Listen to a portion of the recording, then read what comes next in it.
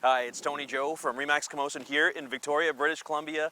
This is our weekly real estate sales stats report. It's July the 9th, 2012 right now. And right now I am on Mount Tolmie. I don't know if the camera can pick it up, but you can see in the distance here we've got just fantastic views of all throughout the Victoria area here. Directly behind me is the universities, the University of Victoria, and of course the water in the distance. Again, I don't know how much you can pick it up because it is a bit of a hazy day today.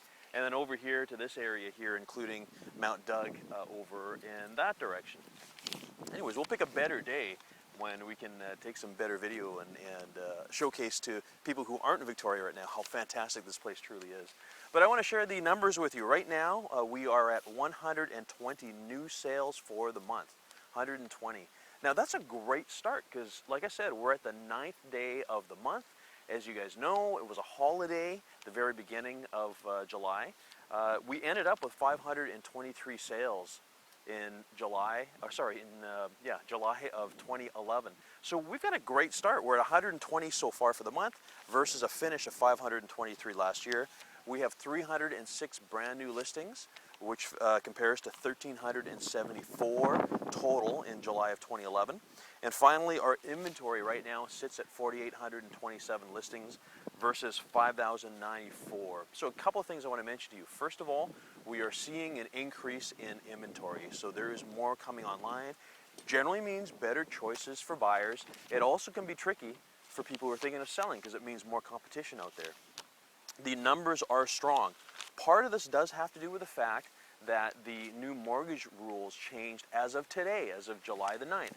And as you recall, if you look back from a couple of weeks ago, we reported that high ratio mortgages, so mortgages that require more than 80% financing, were no longer allowed to take 30-year amortization periods. So now it's down to 25. Now, I want to talk a little bit about that because there's been a lot in the news. We've heard some realtors actually talk about this, either in the news or in the newspaper or things like that. And a couple of comments would be made about the fact that prices would have to come down. And I want to remind you, I mentioned this to you before, this is not the first time we've seen amortization periods change. It's not the first time we've seen, we're from 30 to 25. We were at 40 just a couple of years ago and went from 40 to 35, 35 to 30, and to where we're at right now. So I look back at what happened during those periods, and you know what? There wasn't a big change. Prices did not change. The other thing as well too is that it is high ratio financing. So generally speaking, the first-time home buyers will be affected. That much is true. But mortgage brokers will tell you that the first-time buyers aren't a big component of the market. It's only somewhere between 15 and 18% of the sales that transpire every month. So anyways, just a few words, food for thought for the week. I'm Tony Joe again. That's this week's sales report. I will be here this time next week, and we'll see you then.